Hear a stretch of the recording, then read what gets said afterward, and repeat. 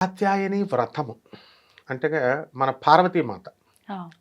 మరి ఎంత చక్కగా చెప్తారంటే మా గురువుగారు గరికపాటి నరసింహారావు గారు.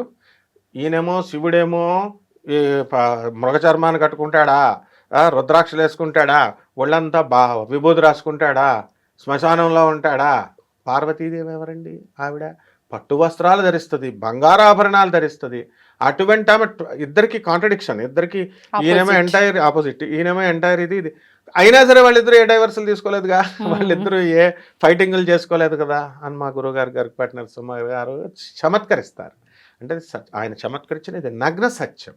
ఏమిటంటే ఇక్కడ మనకి ఈ శివపార్వతులు సంబంధించినటువంటి వ్రతం ఇది కాత్యాయని వ్రతము. ఈ వ్రతాన్ని ఎవరైతే చేసుకుంటారో ఒక 7 వ్రతాలు కానీ 9 వ్రతాలు కానీ కంపల్సరీ ఈ భార్యాభర్తల మధ్య ఉన్నటువంటి కీచులాట తొలగిపోతుంది. ఎప్పుడు చేయాలండి ఈ వ్రతం?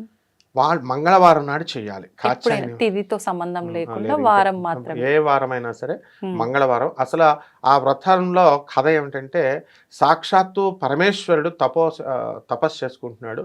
ఆయన యొక్క చెమట బిందువు క్రింద పడుతుంది. అప్పుడు అంగారకుడు పుట్టాడు.